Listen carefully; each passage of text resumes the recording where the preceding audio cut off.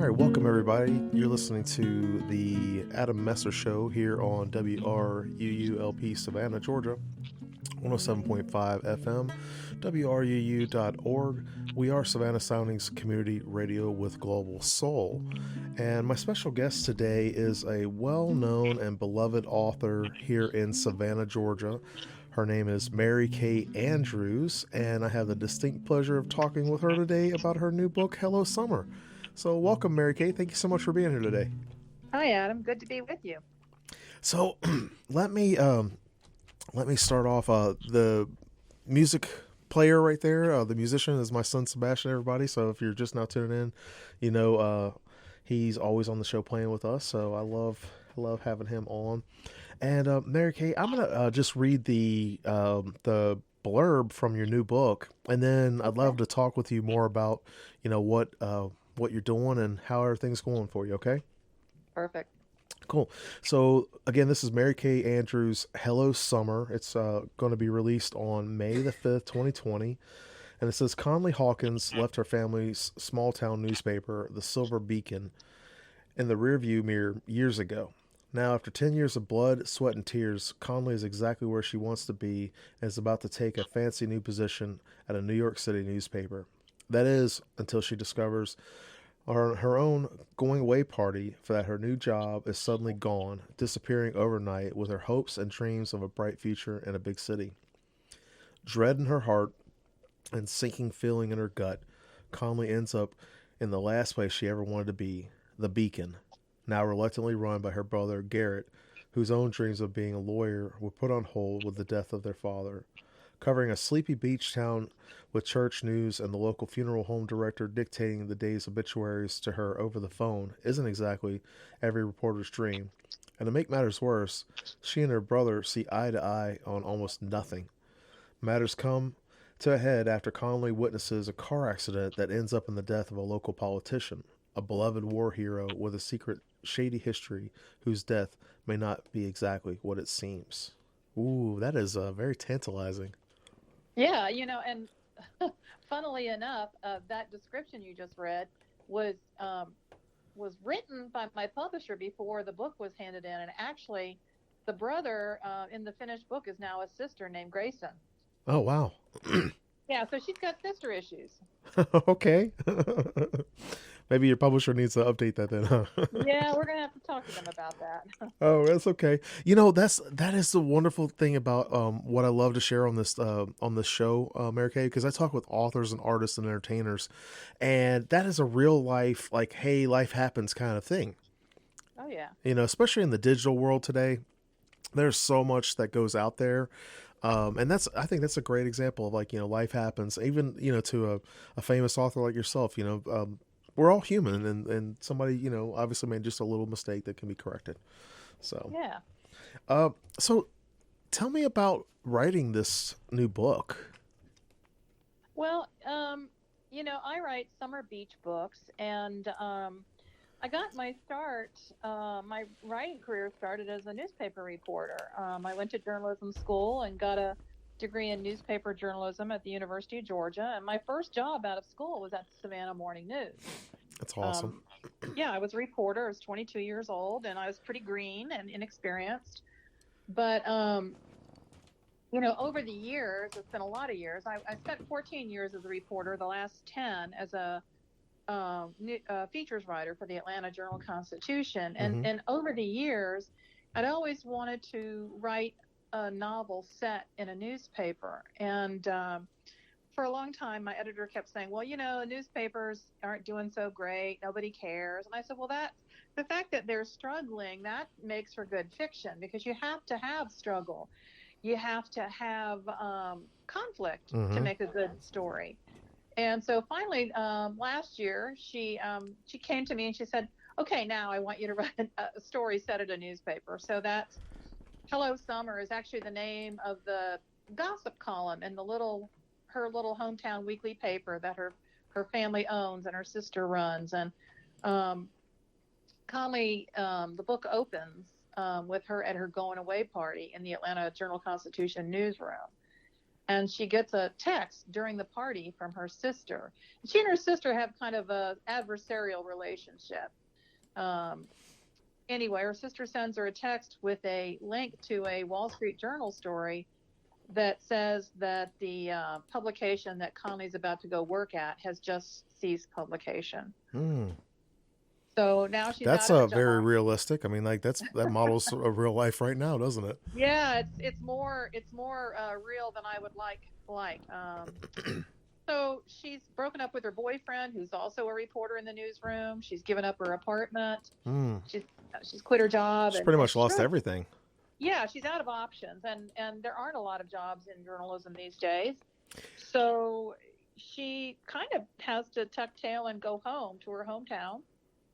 And her intention is to sort of regroup and send out some of her clips, as we call them in the business, and to apply for jobs and maybe hang out at the beach. Her grandmother, her family has a beach house. Um, the town of Silver Bay is on the Gulf Coast in the panhandle of Florida.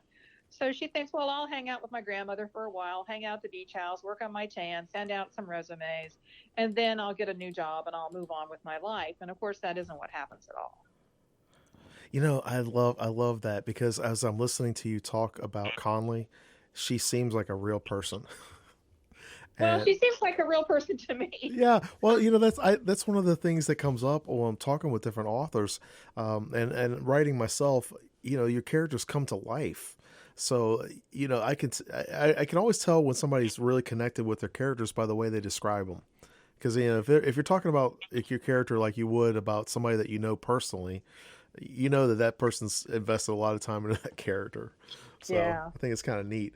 You you know, actually, we have that in common. You know, because I freelance for the Savannah Morning News, and you're right. There's not, you know, there aren't a lot of jobs in journalism, and definitely not like it used to be in the heyday of, you know, Mm-mm. newspapers and, you know, pre-internet digital reporting and stuff like that. But Right. as an author, you write these kind of you know, they're not super heavy duty, but you know they have like a lot of mystery and intrigue with them, and Yeah. and I think it's really interesting the appeal for that because you know I've always liked beach music and beach culture, and so what kind of inspired you to write, you know, like beach themed mystery books like that? Well, I had started out writing straight mysteries, and then about around the year 2000, I wrote a mystery series set in and around Atlanta. That's the Callahan Garrity mystery series, and I wrote 8 of those.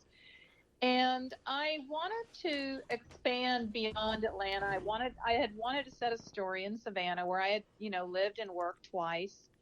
Savannah's such an evocative place. Mm-hmm. And so I got the idea to write Savannah Blues, which I thought was going to be just another mystery. And as it turned out, my editor at the time said, we're not going to sell this as a mystery. We're going to sell it as a summer beach book. And so from that time on, my books have been released spring, summer. Mm-hmm. And I think people, for a beach read, which is what I am proud to say I write beach reads, people want to escape. Yeah. They want a story that captures their imagination. They want characters that they can root for and believe in. And Identify so, with. right, yeah. And so my characters, I hope, have challenges that readers can relate to. There's some romance, Mm-hmm. there's some mystery, and a lot of it has to do with the setting of the book. And the setting of Hello Summer is Silver Bay. This, as I say, it's a little small 2 stoplight town on the Florida Panhandle, and I think people like to be transported someplace like that. They like if they're working in the big city or wherever they are. I think when the weather warms up, they want to go to the beach, and if they can't go to the beach literally, they want to go there in their imagination. So I take them there. That's awesome. That's awesome. So the talking about book releases and book launches, you have like a really nice kind of a small group of folks that come out and you do like a private book release for different people, for different organizations or whatever. And this year, obviously, with the COVID-19, you know, everybody's having a shelter in place. you've had to make some changes with that. So can you talk a little bit about that? Yeah, I mean, we usually do a big launch party. We partner with E. Shaver Books, my Hmm. favorite bookseller in Savannah. And they're right They down the sell the street here from book. the studio, actually, like about three Yeah, blocks down. yeah.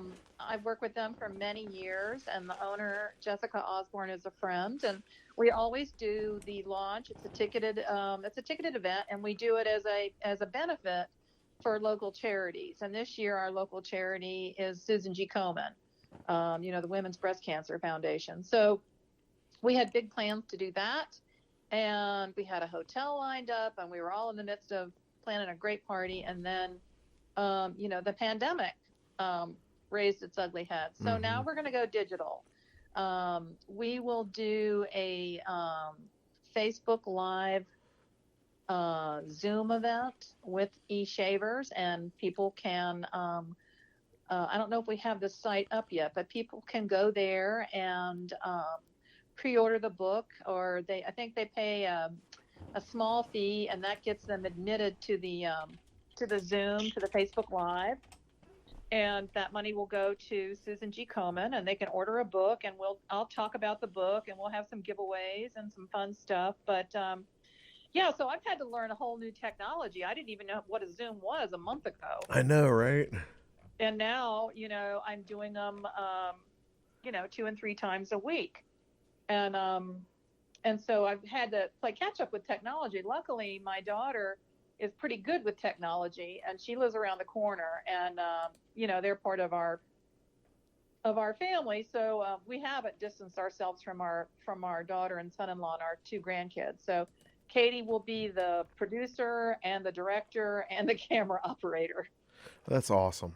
That is really awesome. I think that's one of the neat things about all of this stuff going on is that people have been doing different. They've been doing different things like that, like the Zoom and like Facebook Live and that kind of thing, to still connect with their audiences and their readers.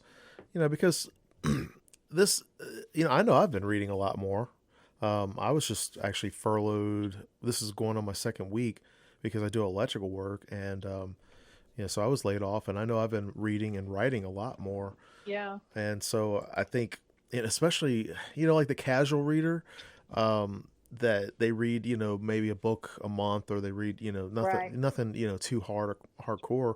I'm sure that, they're reading more. And then you have the people that, like they read all the time and they can read a book Yeah, in a day, so I'm kind of in the between. I usually read like maybe a book or two a month. I, yeah. I like to read, every day, but I don't read for hours and hours and hours on end. So Yeah, I'm hearing from people who are saying, "Why can't you bring it out right now? I need it right now." And I have to say, yeah, "Well, it's not up to me. It's up to my publishing company." So, yeah. but it'll be out May 5th. But you know, I think all of us have had to adapt and to relearn learn some new skills or refine some old ones. And I think what I hope my books do is bring a sense of comfort to readers, to make them laugh. Hmm. I want them to recognize characters and say, "Oh my gosh, the grandmother in Hello Summer." Conley's grandmother is she's a pretty imposing figure, but I think a lot of people will recognize her as a certain type of woman. And there's actually a character in Hello Summer who was inspired by a photographer I worked with at the Savannah Morning News 40 years ago. Oh wow. Yeah. And people who've lived in Savannah for a while will recognize this character, because in the book he's a DJ, but he's also the man in black. And I don't know if that strikes a chord with you or not, but there was a long time news photographer who worked for the morning news for many years, and his name was Bob Morris, and he was the man in black. He always dressed in black. When I knew him, he drove a white Corvette, and he had a homemade working press license tag on the front of his car. So Oh the wow. man in black, yeah, the man in black shows up. He's inspired the man in black in this book. I actually started writing with them in 2014. So yeah, it's probably that's probably been a while. Actually, I grew up in Cincinnati and I moved down here in '96, and Ah, when I was like 19, and it's funny because I didn't go to college for journalism. I did business administration, but in high school I took journalism 1 and 2, and I was on the high school newspaper staff, and so that's kind of where my interest was. But yeah, I know it's weird because I freelance. I know several of the people at the newspaper just from meeting people at events, but Right. Yeah. yeah, I don't know some of the folks that were there before me. So everybody, you're listening to WRUULP Savannah, Georgia, 107.5 FM, WRUU.org. We are Savannah Soundings Community Radio with Global Soul. And my special guest today is Mary Kay Andrews. And I'm sure you know Mary Kay. You've heard of Mary Kay Andrews. But she has her new uh, book called Hello Summer. And it's actually going to be released on May the 5th. So we're talking about that, and you were just talking about making some changes and overcoming things. And I was thinking about all these changes, with people having a shelter in place. 100 years ago when the Spanish flu hit, people didn't have the same access to entertainment and connectivity. Right. The telephone was still like a new system, so people could connect. Actually, I saw an ad where it said, you know, using the telephone was a great way to connect to people while you're being quarantined or whatever. It was an ad from like 100 years ago, Wow. and I thought that was so interesting because we luckily we have, if you can't make it to a bookshop, they're digital books. Um, if you can't make it to see your friends or family, you can call them or you can talk to them on the phone. You could even do like FaceTime, like video chat, like Zoom and stuff like that. And I think it's an amazing time for us to that we live in. Yeah, So we have the technology, and I think before we all were had to agree to stay home and stay home in place, we sort of took it for granted. But now, for instance, today is my sister-in-law's birthday, mm, and well, we happy can't be birthday. with her. Yeah, Yeah, happy Jeannie. birthday. Yeah, we can't be with her today. So I think this afternoon we'll do a Zoom call with her, with her various nieces and nephews, and sing happy birthday to her. And so it's more meaningful than it was before. Before it was like, I got to get on a conference call. It's work. Um, Yeah, but yeah. now it's the way, we're having to be pretty ingenious with the way that we get together and communicate and do all those things socially. Yeah, one of the things I have enjoyed is the camaraderie and how people are pulling together. I'm in a writing group on Facebook, and one of the folks in there posted talking this morning about just checking in with everybody and how are you doing, how are you feeling today. So I want to ask you, how are you doing and how are you feeling today? I'm doing well. I'm sort of at loose ends. I have tons of stuff I need to be doing, but nothing I really feel like doing. Right. I'm working on next summer's book, but that's been slow going because I've been just distracted and anxious and stressed. Yeah, yeah. So I've been stress baking. Oh, okay. Yeah, so I've learned how to bake bread. I've been making biscuits, birthday cakes. This afternoon, my daughter and I are going to learn how to make pasta from Ooh, scratch. ooh. So When's dinner? I'm sorry we would invite you, but you're not in our bubble. I know, right? I think that's what creators do. Is in times of stress or need, we figure out things. We figure out how to do things, and I know for me, I've been putting a lot more time into my writing, and then also like I'm taking a class right now online from this author, and just talking about the publishing because I self publish Mm-hmm. as an indie author, and I just want to learn more of the ins and outs of the business, and I have time now. I'm Yeah. not working. I have time.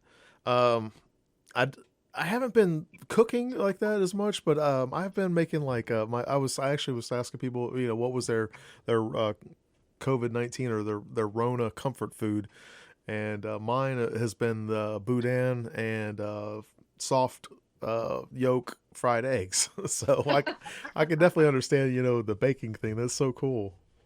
Yeah, I was calling March my month of starch madness because I was, cooking and eating so many carbs. So Oh, I know. trying to slow down a little bit on that. I know. There's nothing better to me than like fresh biscuits and gravy. I just love the biscuits right out of the oven like that.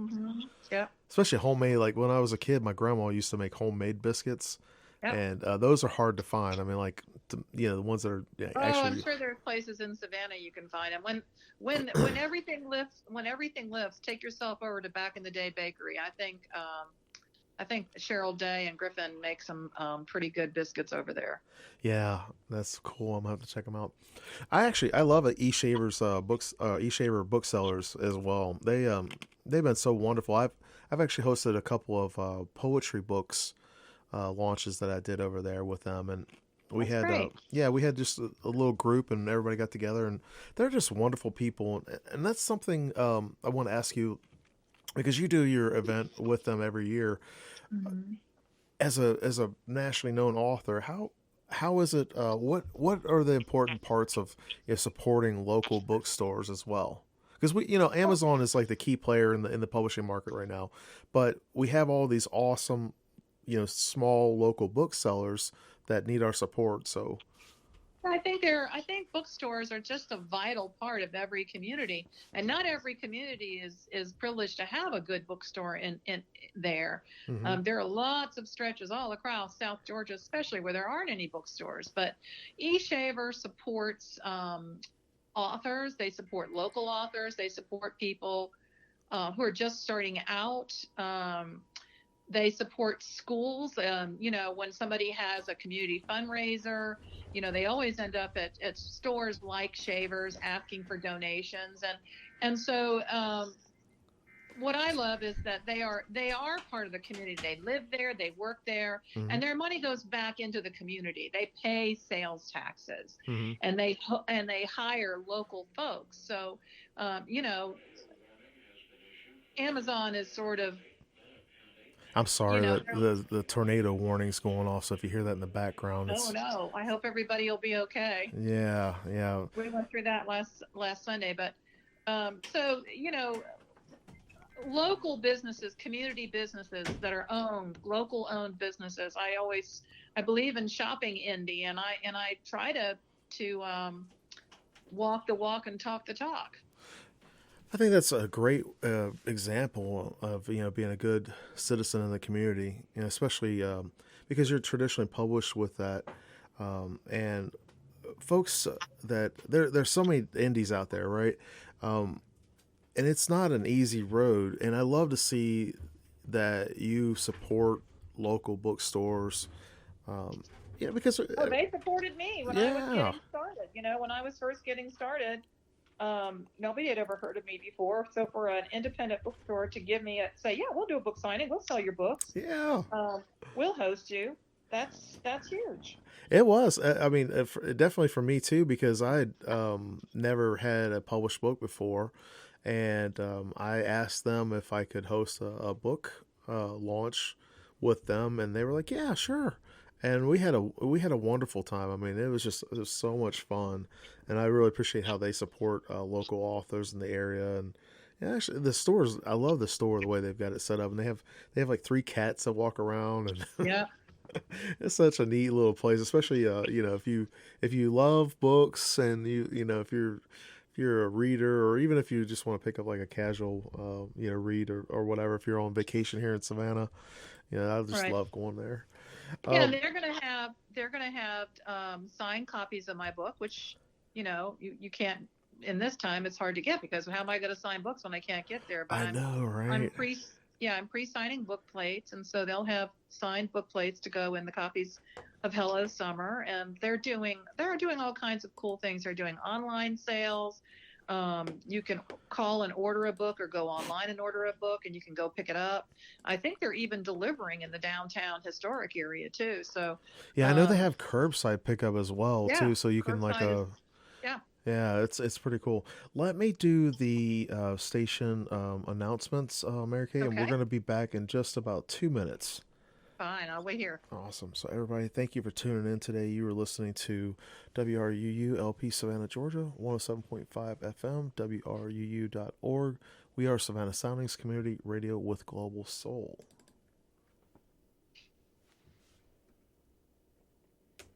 And I'm trying to get it to work. There we go. Secrets of the Ships of the Sea Museum is its garden. A little technical difficulty there. Here we go.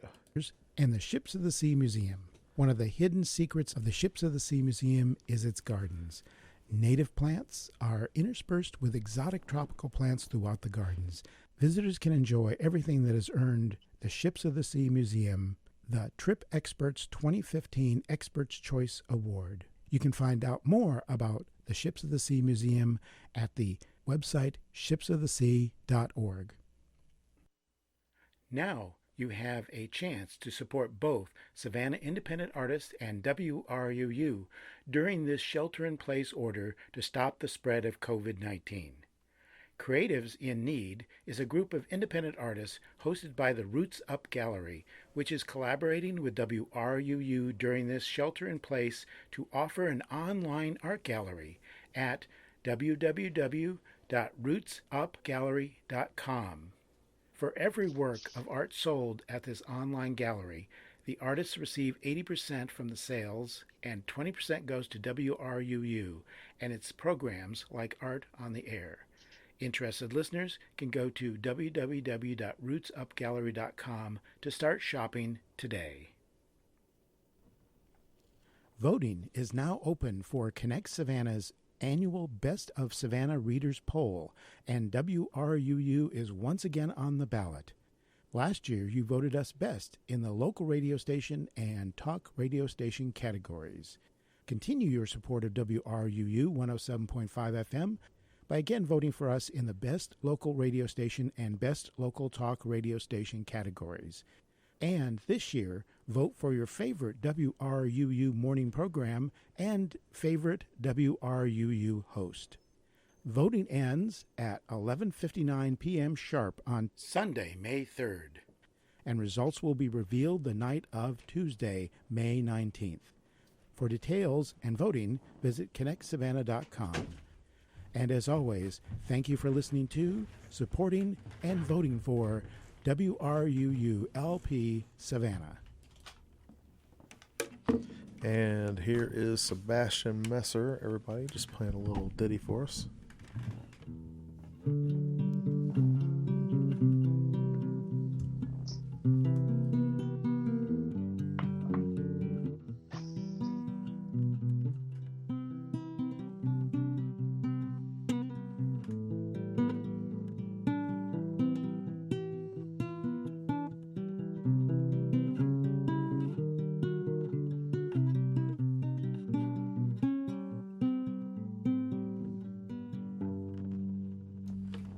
Thank you, Bass. That's awesome.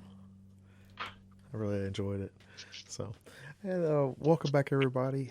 Mary Kate, thank you so much for being with us today. Really enjoyed talking with you about your new book and everything. Do you mind? My pleasure. Do you mind if we dig in a little bit into because we have a lot of people who want to write and want to do their books. Can we talk a little bit more about that and because you've given us kind of a background with you were a professional journalist, reporter for the newspaper. And then, if I remember correctly, from I think a couple years ago or whatever, you had a story about like how you wanted to write your first book, and there was like a little I guess someone said that you shouldn't write it or something like that. Well, I was working full time as a reporter, and I had 2 young kids at home, and I had some bosses at the paper I was working at who weren't I would call really supportive, and I thought, well, I really want to keep writing for a living, but I don't know that I've got much of a future here, and so I started. There were 3 or 4 of us. Also, we all worked in the features department at the Atlanta Journal-Constitution. And so we started a little writers group, and we would go to lunch on Wednesdays or Thursdays, and we would exchange chapters of what we were working on. All of us were working on a book in secret. And Oh, so okay. Wednesday nights, the night before we would have our lunch and exchange chapters. I didn't have a computer at home. I didn't even have a typewriter. So I would sneak back to the paper after I put my kids to bed, and I would work on my computer in the newsroom, which was against company policy, but that made me want to do it more. And Right. so then on Thursdays, I would have a chapter. We would exchange chapters, and we would, sort of not really critique, but talk about each other's work. We'd go to lunch and to a restaurant in downtown Atlanta, and we would have some Bloody Marys and talk about writing and all that kind of stuff. Well, after a few months, everybody else, all they really wanted to do was gripe about, working conditions or whatever. Oh, And okay. so they basically quit writing. We were just having sort of beef sessions at lunch. So I thought, I'm going to keep going. I'm going to write a chapter a week, and I'm going to give myself a deadline to have my book done. And I gave myself a year. And I wrote in secret. Didn't tell very many people. I wrote. My husband eventually bought me a computer, and we cleared the laundry off the dining room table. And I wrote on my dining room table again after my kids were in bed or on weekends. And at the end of the year, I had a manuscript, and I sent it off, and I got some nice rejection letters.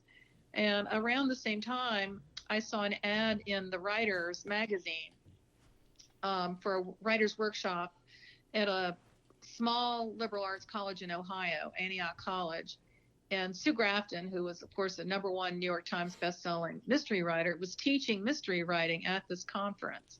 And I was trying to write mystery. So I saved up my money, used all my frequent flyer miles and my vacation time. And I went to that workshop, and it turned out to be just a life-changing experience for me. Part of it was because of what I learned in that workshop, especially with Sue Grafton. But part of it was affirmation from her. I had a manuscript conference with her. She read, I think, 10 pages, first 10 pages of the manuscript I'd finished. And she said, you're ready to get an agent. You're ready to be published. And Wow. yeah, that to me was worth more than anything anybody had ever said to me up to that point, which was that you can do this. You're doing this. You're ready. And Isn't up it until amazing then, how just a yeah, kind word can change yeah, things completely? yeah. Up until then, I didn't have much confidence in myself, but I left there, and actually at the last night of the workshop, everybody was encouraged to read a page or so from their what they were working on next. And I'd finished that manuscript and hadn't sold it, but I'd started a new one, and I read aloud from that.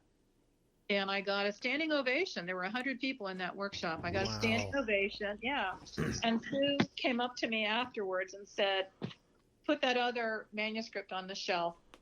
This is the book that you'll publish. And that was I think that was in August. And by November, I had a book contract with HarperCollins. Wow. Yeah. That is a great story. With the publishing world today, things have changed a lot, Oh, yeah. and it's I think it's not as easy. It never was No. easy to publish with a traditional publishing house in the first place. I'm not saying Right. that was easy when you got into it at all, but I think it's even harder today Oh, it is. because there's so many. I saw something yesterday about like the publishing industry is like $1 billion industry, so people are reading, but Oh, yeah. the level, the bar of entry is a little bit higher now because there are so many people who have access to internet and computers and Right. things like that, and so there are a lot more people that are applying, or a lot more people that are trying to get their manuscript published. What would you say for the folks out there who are wanting to go like a traditional publishing route? Um, because joining like going to a workshop like that, that's one of the reasons why I joined this course yesterday. It's like it's like an online writing workshop. Right. What would you say for those I kind of think folks that's who want to improve their craft? I think that's a great idea. We didn't, because I started so long ago. My first book came out in 1992, and I started writing fiction in '89. And so there wasn't much of an internet, and so but joining a writers group, whether you join an online writers group or one that's in your community, and right now, of course, you can't meet in person, but Yeah. so virtual writers groups, online classes, I think, are great. Once we get life back to normal, taking a writer's workshop is great. I think really the main thing is working on your craft and approaching it as if it is your job.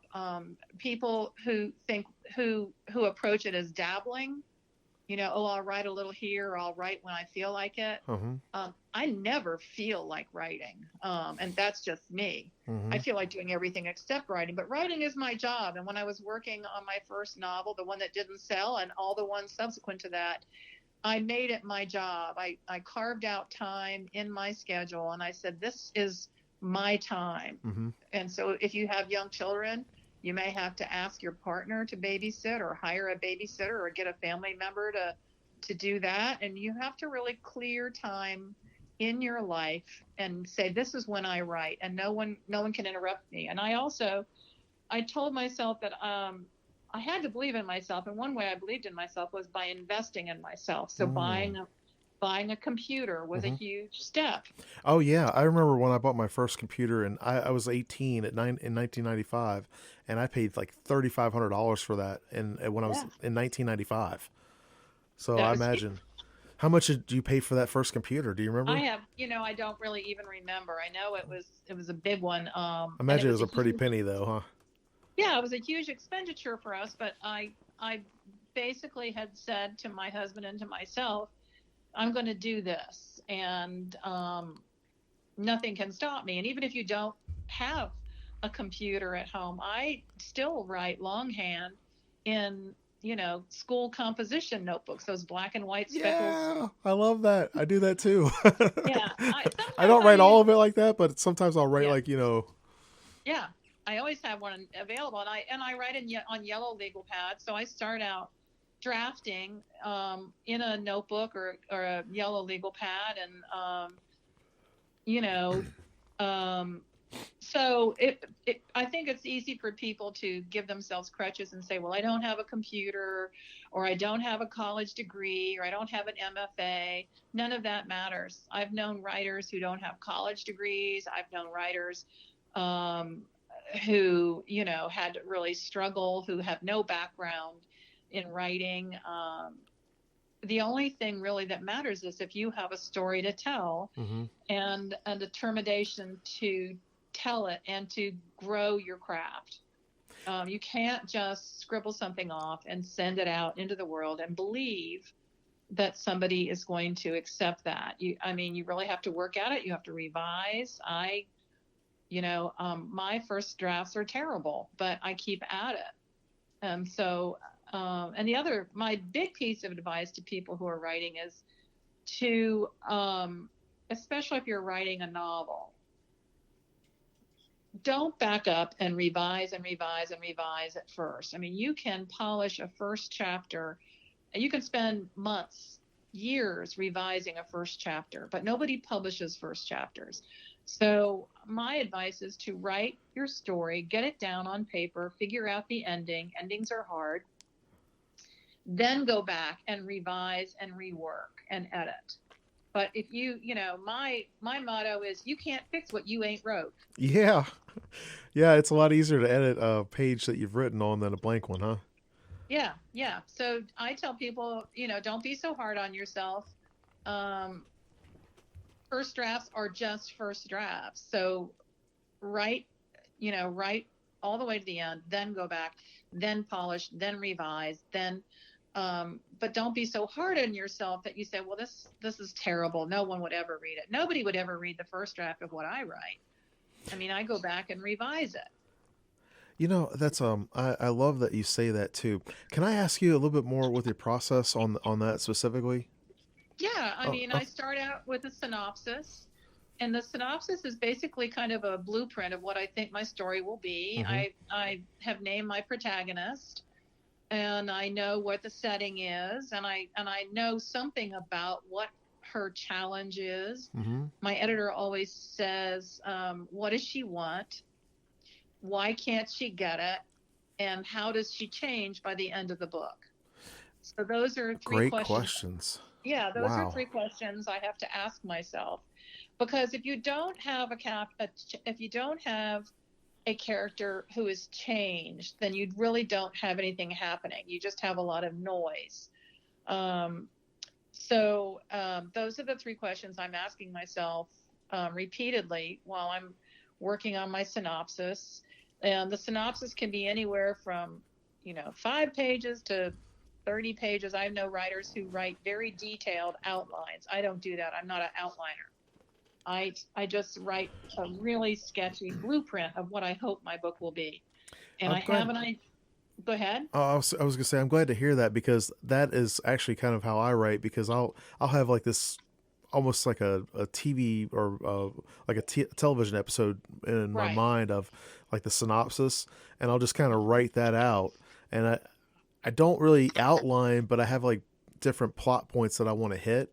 Yeah. And so in I visualize it first, and I see like like with Conley, when you're talking about Conley, and I was reading about it, and then you were describing her, I could just imagine this young lady and having to go back, and I could visualize her. Yeah.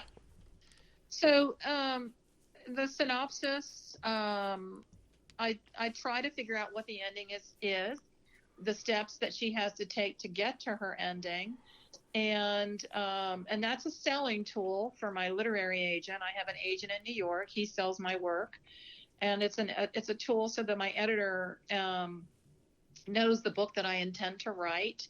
And lots of times my agent and I will go over the synopsis and revise it before we submit it to my editor. He'll say, well, I don't think she's going to like this, or, that, I don't know if this is working. So there can be quite a bit of back and forth over the synopsis before I hand it in.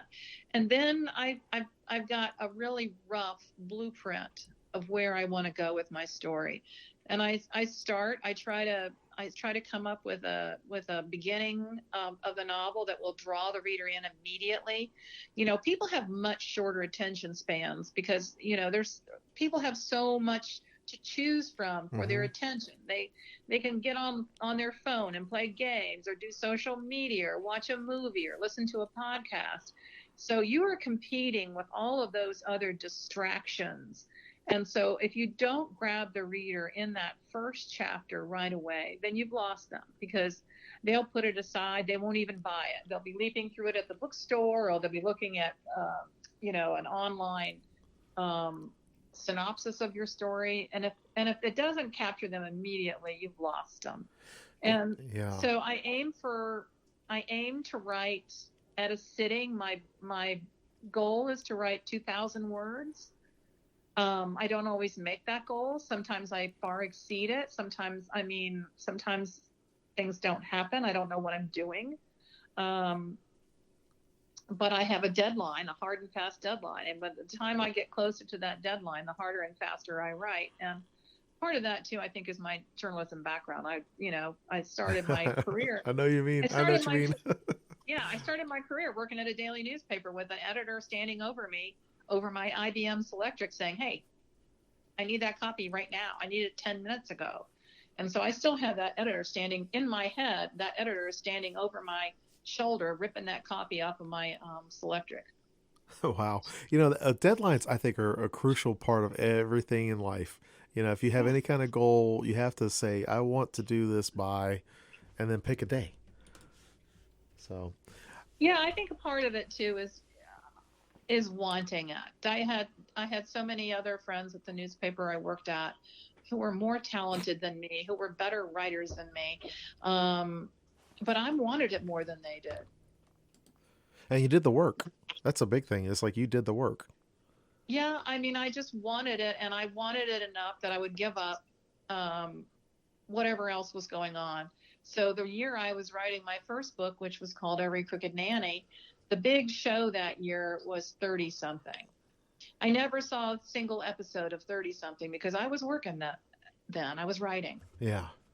And, you know, is my life poorer because I didn't watch 30 something? I could watch it online probably.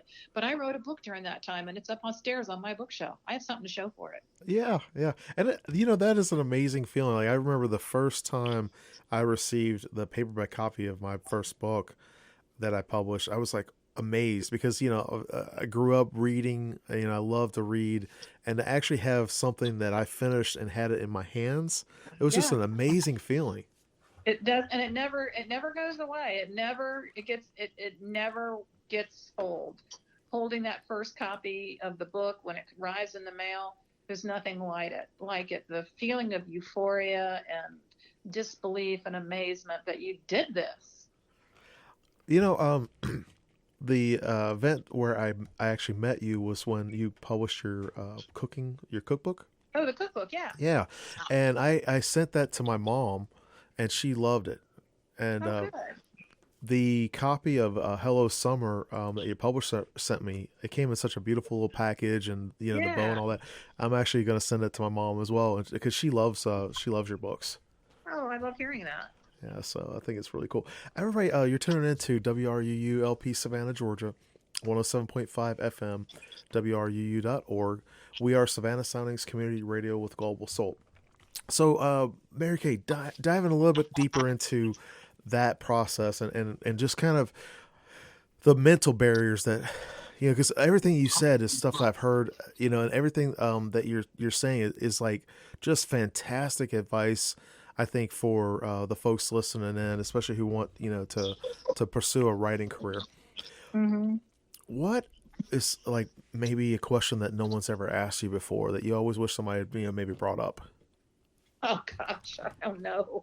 You got, yeah. Um, I'm challenging you to use your reporter mindset here. I don't know. What have they never asked me? Because you do a lot of hmm, interviews, and you know you've done this yeah. for, you know, a little while now. Hmm. I guess you could ask me who in my past it gives me the greatest satisfaction to mentally flip off. Oh, that's a good one. That's a good one. Um, how about this one? When it comes to, you do the synopsis, right? Yeah. And you turn your synopsis in. Do they work on like a visual for you, like a cover image? Because I'm looking at, you know, the Hello Summer cover, and it's a perfect um, it's a perfect image of, you know, like a beach. It says Hello Summer on it, and some flip flops, and you know it's got your iconic Mary Kay Andrews, you know, the font and the way that Hmm. you always have your name on the books. Um, and it just, the book cover itself already tells you like, okay, hey, this is gonna be, you know, Right. a story, probably like maybe a little romantic story or something like that. And so, in that process, do you just have a mental image, or do they take your synopsis and they kind of build that, you know, off of your They have premise, a or? well, the my publisher has an art director, and from the very beginning, this is my 10th book with St. Martin's Press, Mm-hmm. and from the very beginning, they said we are going to give a specific look to your books, and the look is going to be a summer beach book. Mm-hmm. We want this book. If you're in an airport someday soon, I hope. If you're in an airport and you see this in an airport newsstand, you're going to see that and you're going to grab it because you have to have it. It's sort of like candy at the checkout counter. Yeah. So they want the cover to be very visually appealing. They want it to say summer, fun, celebration, welcome. You know, it has to be a very beckoning and welcoming, and what's the story? And the cover doesn't necessarily to the, it's a real art to cover design. And even though this is my 28th, I think, novel, I still don't totally understand it, but there's a real art form to it, and the cover sometimes doesn't really even have that much to do with the story itself. It basically has to do with the sense that you want to bring to the person thinking about buying To that book. capture that feeling, right? Right. So they want the book to be instantly recognizable as a Mary Kay Andrews read, because after this many books and this many bestsellers, hopefully I've developed a loyal readership. And so then the art director will come up with ideas. I have cover approval, and my agent and I will study them, and we'll discuss them back and forth. They'll send me art files online, and this one, they had the cover look pretty quickly. We've had other books where it was more of a multiple attempts to get it right. So it's a real art, and I'm really happy with this year's book. I think hopefully that readers are going to want it. I think that's awesome too. I was curious because I do, as an indie, I do my own, like all my elbow grease work. And so for me, I used to love to draw, I still like to draw, and I will create like a cover, like I'll do the synopsis or whatever, right? And then I'll try to create a cover that, the best cover I can make, so that it kind of looks like that, that feeling of that, that book. And I use that visual as I'm writing to kind of just look back and say, okay, well, helps me stay on track with the story. Sure. So, Yeah. so what's a way that, helps you to stay focused, with your writing, with your story? Because, there's between the first word and the final page, there's a lot of, time in between. Well, the big thing is I've signed a contract, and I've cashed the advance check. Oh, there you go. That's a good incentive. But a lot of it has to do with my work ethic. A lot of my self-esteem is built around my work. It's part of my identity, and I'm a writer, and writers write. Mm-hmm. We might fool around and mess around and procrastinate and do other things. We might do a lot of anxiety baking, but at the end we write. And if I spend any kind of extended period without writing, then I almost feel constipated or pregnant. Okay. It's like, oh my God, I have this book stuck inside me. I got to get something out. And so, it's a combination of fear of failing, because I think I'm probably, a lot of women especially are like me. We have the imposter syndrome. I always think, oh, this book is the one. They're going to figure out that I don't know what I'm doing, and I'll hear a knock at the door, and there'll be somebody there, and they want the money back, and they're not going to publish my book. So part of it is fear of failure, and part of it is self-esteem, wanting, this product goes out with my name on it in big letters. Right. And I don't want it. I don't want to have anything with my name on it that's anything less than my best effort. So, I completely agree with that. There's a lot of angst. There's a lot of angst pressed into those books between those covers. That's something I can identify with you with about that, with the work ethic, because, I feel like my work, and that's one thing in life that I can really control, is my work ethic. And, and then that imposter syndrome, I know, because there's sometimes, I'm not a best-selling author. I don't understand that set of, complications or whatever, but I don't understand it either. I know, but I could definitely understand like the imposter syndrome, because it's like, does anybody even want to read this? Or, am I just doing this just to do it? That kind of thing. And so I could definitely understand that. I really appreciate you being on the show with us today, Mary Kay. You've been wonderful. I have one last question for you. Okay. Who would you want to mentally flip off? You don't have to answer that. I was just going back to my high school English teacher. Oh, okay. Well, we have to hear that story. Tell me that. She just said I wasn't a hard worker. What? Mm-hmm. Oh my She's gosh. dead. Oh gosh. Well, you certainly proved her wrong. I mean, look at it. You've done a great job. So thank you so much for being on the show today. My pleasure. I really appreciate it. And everybody tuning in, you can go to marykandrews.com and you can pick up a copy of her You can books pre-order. there. Yeah, you can pre-order and whatever. So thanks a lot, Mary Kay, and I hope you have a wonderful day. Thank you, Adam. Great to talk to you. All right, everybody. Thank you for tuning in today. You've been listening to the Adam Messer Show. And if you weren't able to listen in live, you can listen in at www.savannahmuses.com for the podcast.